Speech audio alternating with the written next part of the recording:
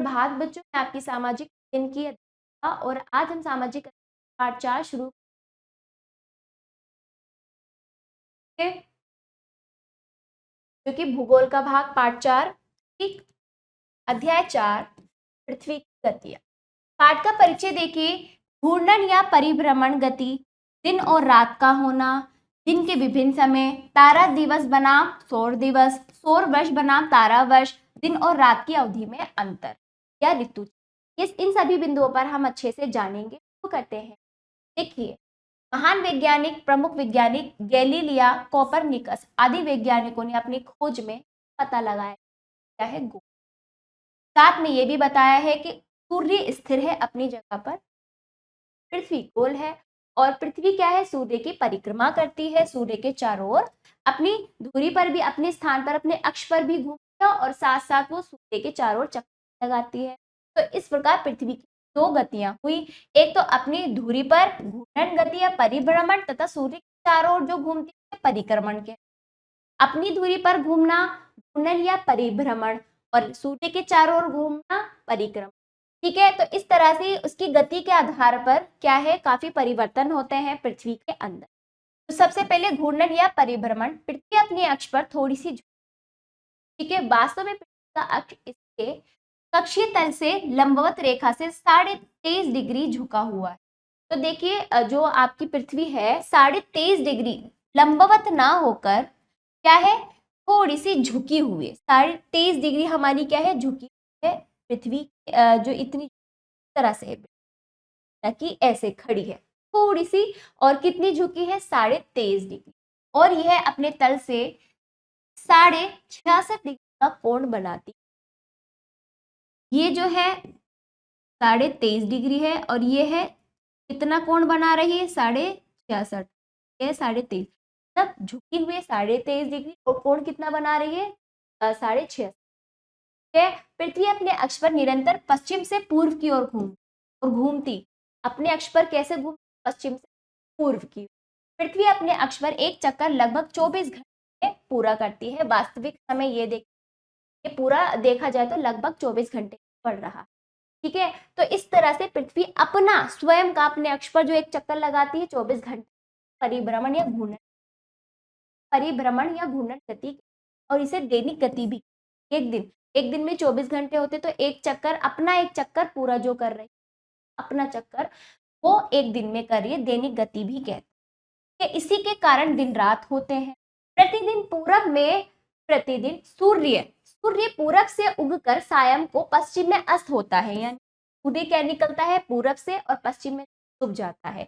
इससे प्रतीत होता है कि सूर्य घूमता है, जबकि ऐसा नहीं है।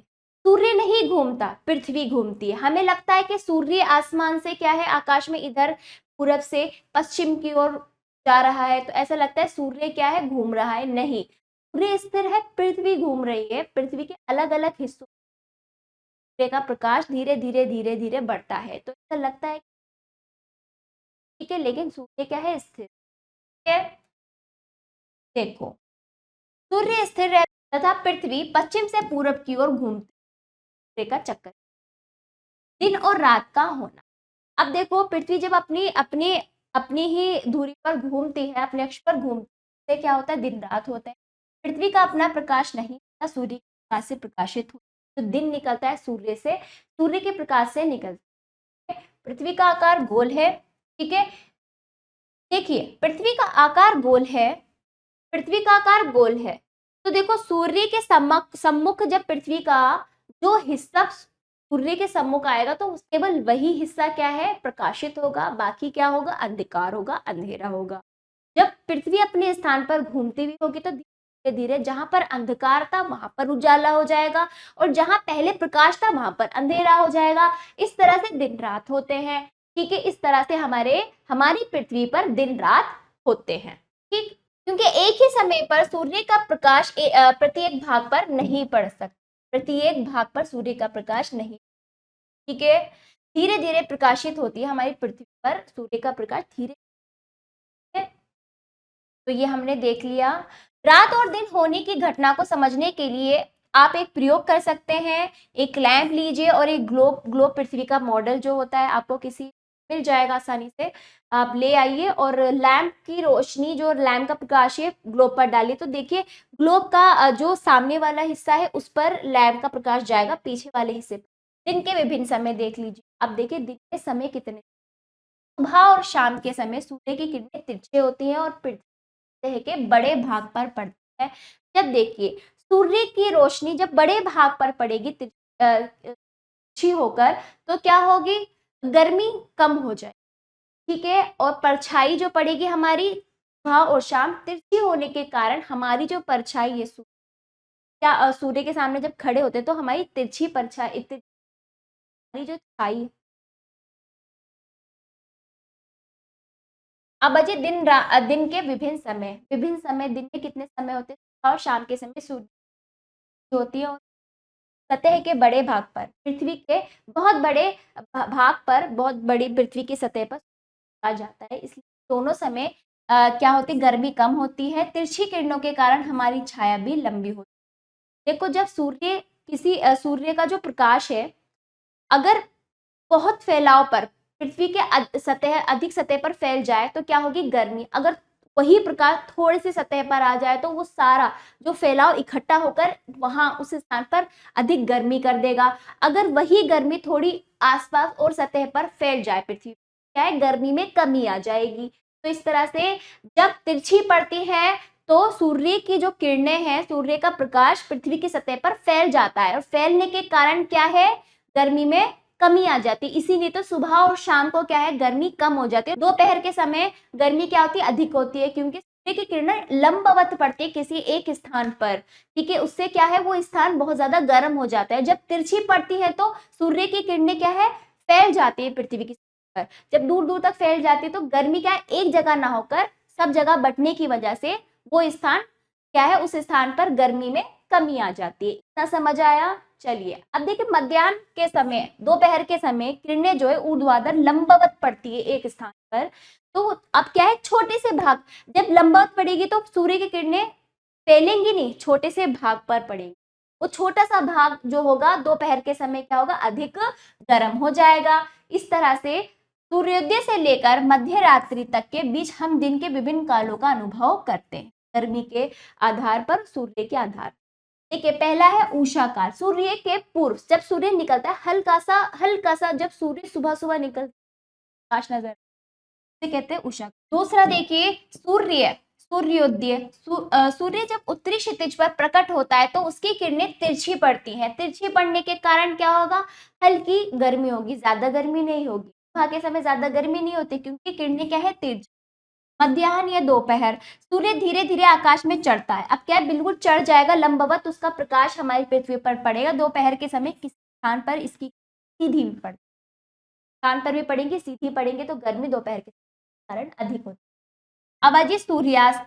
तो पश्चिम में संध्या शाम के समय सूर्य पश्चिम क्षितिज पर उतरता हुआ प्रतीत होता है और फिर छिप जाता है। पांचवा गोधूली, गोधूली सूर्यास्त के बाद कुछ समय तक सूर्य का मध्यम सा प्रकाश, देखो सूर्यास्त के बाद भी हल्का सा प्रकाश, छुपने के बाद हल्का सा प्रकाश नजर आता है हमारे आकाश में, वो समय होता है गोधूली। मध्य रात्रि, जब सूर्य द्वारा प्रकाशित पृथ्वी का भाग सूर्य के विमुख हो जाता है, यानी कि अब जिस भाग पर अब तक क्या था, प्रकाश था, वही भाग क्या हो गया, अब सूर्य से क्या हो गया, सूर्य के सामने से हट चुका है वो, तो वहां पूर्ण अंधकार हो जाता है, जिसे मध्य रात्रि कहते हैं। जो हिस्सा सूर्य के सामने प्रकाशित था अब वो क्या है, सूर्य के सामने से हट चुका है। अब वो हिस्सा जो प्रकाश था जहां पर, वहां क्या कहते हैं, रात्रि। यदि पृथ्वी का घूर्णन ना होता तो सूर्य के सामने पड़ने वाले पृथ्वी के भाग में हमेशा दिन होता, और जिस भाग में सूर्य का प्रकाश नहीं पहुंच पा रहा है वहां हमेशा रात होती। अगर पृथ्वी अपने अक्ष पर, तथ्य ज्ञान अनेक ग्रहों पर दिन का काल ग्रहों के परिभ्रमण गतियों के अनुसार परिवर्तित होता रहता है। बुध का एक दिन पृथ्वी के 59 दिनों के बराबर है क्योंकि यह घूर्णन में लगभग 2 माह का समय लेता है। देखो हमारी पृथ्वी के अलावा अनेक ग्रह हैं, सबका जो है अपनी अपनी धुरी पे घूमने का जो समय है अलग है। बृहस्पति का एक दिन लगभग 10 घंटे कम होता है, मतलब पृथ्वी से कम होता है, इसीलिए ये क्या है, पृथ्वी से तेज है गति। ठीक है। मंगल ग्रह का एक दिन हमारे दिन से 24.6 घंटे अधिक होता है, जबकि चंद्रमा का एक दिन पृथ्वी के एक महीने के बराबर होता है, और हमारी पृथ्वी का एक दिन तो पृथ्वी के आधार पर इनकी हमने गति का माप कर लिया। चलिए, तारा दिवस तथा सौर दिवस। पृथ्वी के घूर्णन के कारण प्रत्येक 23 घंटा 56 मिनट और 4.09 सेकंड में तारे रात्रि में आकाश में अपनी पहली जगह पर ही दिखाई पड़ते हैं। तारा दिवस देखो, जब जब क्या है, अब ये क्या है, तारा दिवस क्या है, तारों के आधार पर पृथ्वी की गति का मापन करना तारा दिवस। यानी पृथ्वी जब क्या है अपनी धुरी पर घूम रही है, वो कितनी तेजी से घूम रही है, वो जो तारा है ना, जिस जगह पर वो था अभी, जिस जगह पर था उस जगह के आधार पर वो दोबारा पहली ही जगह पर दिखाई पड़ता है। तो इस तरह से उस तारे के आधार पर, ना जानिए, उस तारे के आधार पर गति का पता चलता है ना, कि तेज गति से पृथ्वी का मापन किया। सूर्य को दिन के समय आकाश में अपनी पूर्व स्थिति में आने में 24 घंटे लगते हैं, सूर्य को एक दिन का लगता है वापस से अपनी, ठीक है। लेकिन जो सौर दिवस है वो आपका तारा दिवस 1 डिग्री अधिक होता है। 1 डिग्री बराबर होता है 60 मिनट। तो क्योंकि पृथ्वी क्या है, हर दिन सूर्य का जो चक्कर लगाती है 1 डिग्री ज्यादा घूमती, इसलिए क्या है, तारा दिवस से क्या है, थोड़ा अधिक है। परिक्रमण देखो, पृथ्वी की एक अन्य गति परिक्रमण जो वार्षिक गति कहलाती है। एक वर्ष में ये पूरी जो पृथ्वी की गति है परिक्रमण कहते हैं। परिक्रमण गति क्या होती है, सूर्य का पूरा एक चक्कर लगाना, पृथ्वी का पूरा एक चक्कर जो लगाती है, एक वर्ष में लगाती है, इसी को परिक्रमण कहते हैं। देखो, एक गति तो अपने अक्ष पर भी घूमती है पृथ्वी, वो तो एक दिन में पूरा चक्कर लगाती है, अपना जो चक्कर लगाती है वो एक दिन में, लेकिन सूर्य का अपना चक्कर लगाती है, सूर्य का जो चक्कर लगाती है वो एक वर्ष में लगाती है, इसे वार्षिक गति, ठीक है। अपने अक्ष पर परिभ्रमण करते हुए पृथ्वी अपनी दूर से अपने कक्षा में पश्चिम से पूर्व की ओर तीव्र गति से सूर्य का चक्कर लगाती है। पृथ्वी की इस गति को परिक्रमण कहते हैं। सूर्य की एक परिक्रमा पूरी करने में पृथ्वी लगभग 365 दिन 6 घंटे का समय लेती है। यही 6 घंटे आने वाले 4 साल में, यही 6 घंटे जुड़कर अब फिर आने वाले 4 साल में एक दिन बढ़ जाता है, और फिर ये 365 से 366 दिन हो जाते हैं, और 366 दिन का एक दिन वो किस महीने में बढ़ता है, वो फरवरी के महीने में बढ़ता है। तो फरवरी में फिर वो 4 साल में 29 दिन हो जाते हैं। तो इस तरह से देखिए, सन 2024 में ऐसा अधिवर्ष आया था जिसमें फरवरी 29 दिन का था। अब क्या है, 2028 में आएगा। सौर वर्ष तथा तारा वर्ष। सौर वर्ष में 365.24219 दिन होते हैं, जिनमें पृथ्वी सूर्य का एक चक्कर लगाती है। यदि सूर्य के स्थान पर तारों से मापन किया जाए तो पृथ्वी सूर्य का एक चक्कर लगाने में 365.25636 दिन का समय लेती है। तो देखिए, दशमलव के आधार पर ये दिन का समय है। देखिए, यदि सूर्य के स्थान पर हम तारों से मापेंगे, सूर्य के स्थान पर गति को तारों से मापेंगे, एक चक्कर इतने लगाएगी, ठीक है। और सौर वर्ष में पृथ्वी सूर्य का एक चक्कर लगाती है। यदि इसमें सूर्य के स्थान पर तारों से मापन किया जाए तो इतने समय में सूर्य का एक चक्कर लगाएगी पृथ्वी। सूर्य भी तारों की अपेक्षा थोड़ा सापेक्षित गति करता है, इस तारा वर्ष कहते हैं। तो क्या है, तो इस तरह से पृथ्वी का सूर्य के चारों ओर चक्कर लगाना, तारों से मापन किया जाए तो ये क्या कहलाता है, सौर वर्ष तथा तारा वर्ष, ठीक। चलिए, तथ्य ज्ञान। सौर मंडल के ग्रहों के वर्षों के भिन्न भिन्न काल होते हैं। बुध ग्रह का वर्ष सबसे छोटा केवल 28 दिन का होता है, एक वर्ष 28 दिन का होता है, जबकि प्लूटो का वर्ष काल जो होता है पृथ्वी वर्षों से अधिक 249 का होता है, ठीक है, क्योंकि प्लूटो सबसे दूर है, सबसे दूर है। शुक्र ग्रह का वर्षकाल पृथ्वी के वर्षकाल से सबसे निकट 225 दिन है, ठीक है। पृथ्वी द्वारा दीर्घवृत्ताकार कक्षा में परिक्रमा करने तथा अपने अक्ष के झुकाव के 2 महत्वपूर्ण प्रभाव होते हैं। दिन दिन और रात की अवधि में अंतर और ऋतु का चक्र। ठीक है, तो इस तरह से पृथ्वी जब परिक्रमा करती है तो दो महत्वपूर्ण प्रभाव आते हैं, एक तो दिन रात होते हैं, अंतर होता है, और ऋतु चक्र होता है। सर्दी मौसम, बरसात का मौसम है। दिन और रात की अवधि में पृथ्वी के अक्ष के एक और झुके होने के कारण पृथ्वी द्वारा की जा रही सूर्य की परिक्रमा के दौरान ध्रुव भी बारी बारी से सूर्य की ओर झुक जाते हैं। 6 माह तक जब उत्तरी गोलार्ध पर सूर्य का प्रकाश पड़ता है तो यह भाग दक्षिणी गोलार्ध की अपेक्षा सूर्य प्रकाश की ज्यादा मात्रा प्राप्त करता है। उत्तरी ध्रुव इस समय निरंतर दिन का प्रकाश प्राप्त करता है, जबकि दक्षिणी ध्रुव अंधेरे में डूबा रहता है। परिणाम स्वरूप उत्तरी गोलार्ध में दिन लंबे होते हैं तथा रातें छोटी। इसके विपरीत दक्षिणी गोलार्ध का अधिकांश भाग इस दौरान अधिक समय तक अंधकार में रहता है, जब यहाँ दिन छोटे व रातें लंबी होती हैं। 21 जून को सूर्य की किरणें कर्क रेखा पर सीधी पड़ती है। जैसे जैसे हम विषुवत रेखा से दूर हटते चले जाते हैं वैसे वैसे दक्षिण ध्रुव की ओर दिन बड़ा होता है। वास्तव में आर्कटिक वृत्त से आगे का भाग 24 घंटे लगातार सूर्य के प्रकाश में रहता है। इसीलिए आर्कटिक प्रदेशों में मध्य रात्रि के सूर्य की भूमि कहा जाता है। उत्तरी ध्रुव पर 6 माह तक फिर उत्तरी ध्रुव पर 6 माह तक लगातार मंद प्रकाश रहता है। इस समय दक्षिणी गोलार्ध में अक्षांश के साथ दिन छोटा होता है। अंटार्कटिक वृत्त के बाह्य क्षेत्रों में 6 माह तक निरंतर अंधकार रहता है। उत्तरी ध्रुव पर 24 घंटे की एक रात होती है। 22 दिसंबर की स्थिति देखिए, यहाँ पर बिल्कुल उल्टा होता है। इस समय मकर रेखा पर सूर्य की किरणें सीधी पड़ती है। परिणाम स्वरूप जैसे जैसे दक्षिणी गोलार्ध में देशांतर रेखा की ओर बढ़ते हैं तो दिन लंबे और रातें छोटी होती चली जाती हैं, जबकि इस समय उत्तरी गोलार्ध में दिन और रातें लंबी होती एक दूसरे से पर दिन रात। ठीक है, विषुवत के दौरान 21 मार्च 23 दिसंबर के बीच में सूर्य विषुवत रेखा के ठीक ऊपर होता है और इस समय पूरे विश्व में दिन और रात बराबर होते हैं।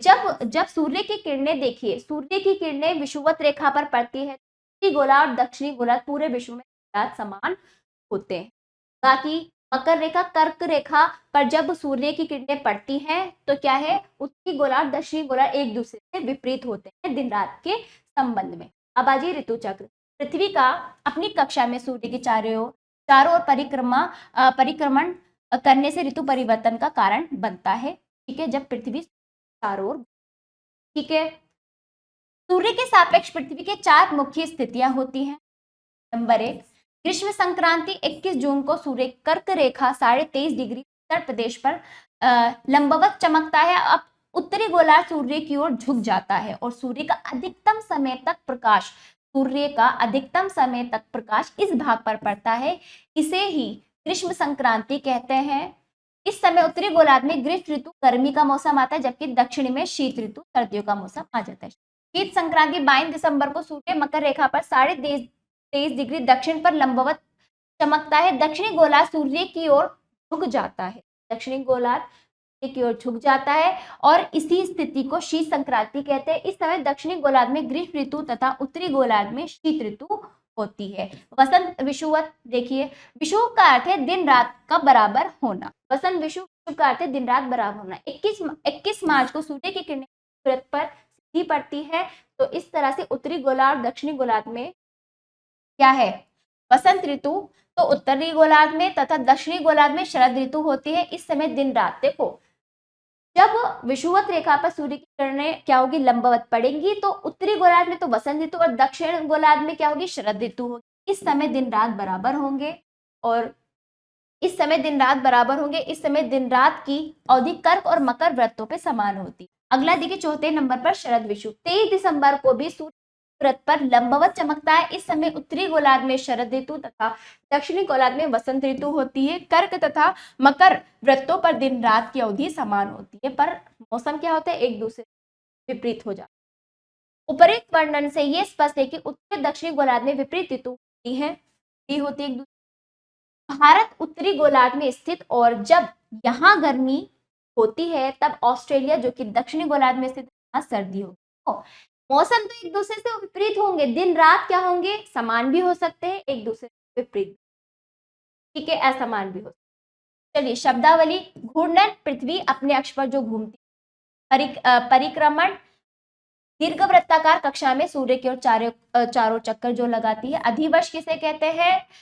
366 दिन, इस वर्ष में 366 दिन होते हैं, 4 वर्ष बाद आती है अधिवर्ष। शीत संक्रांति 22 दिसंबर को जब सूर्य मकर व्रत पर लंबवत चमकता है। ग्रीष्म संक्रांति 21 जून को जब सूर्य कर्क व्रत पर लंबवत चमकता है।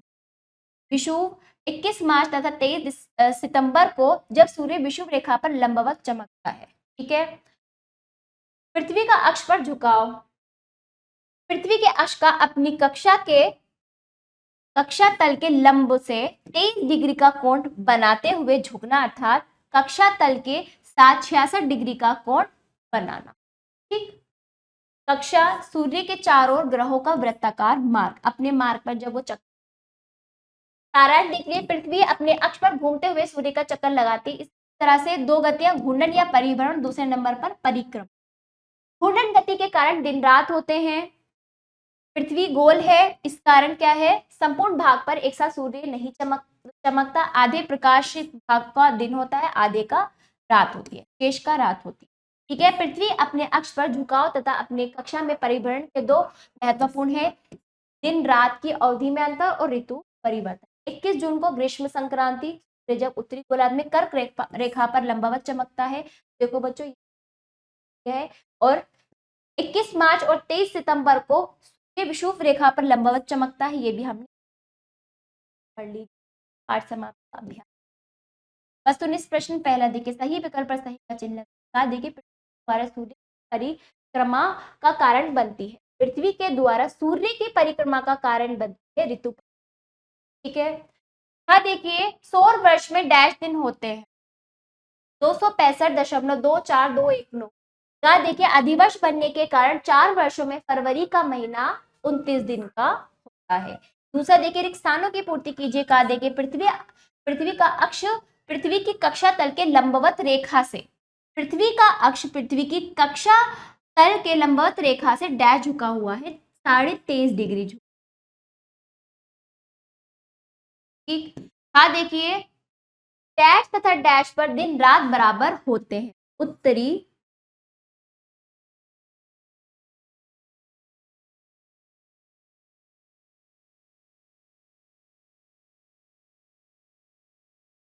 गोलार्ध तथा दक्षिण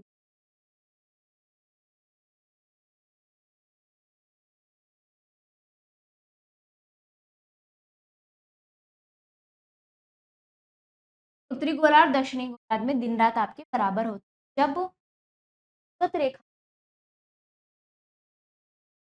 गादी की पृथ्वी डैश से डैश की ओर घूमती,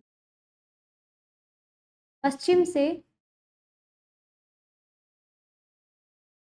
पूर्व की। अगला, उत्तरी और दक्षिणी गोलार्ध में ऋतु एक दूसरे के विपरीत होती है। मौसम क्या होते हैं? एक दूसरे के विपरीत। हर एक कंडीशन में उत्तरी और दक्षिणी गोलार्ध में क्या होते हैं? मौसम विपरीत। बाकी वस्तुनिष्ठ प्रश्न तीसरा और चौथा संक्षेप और विस्तार प्रश्नों के पाठ के अनुसार आशा कर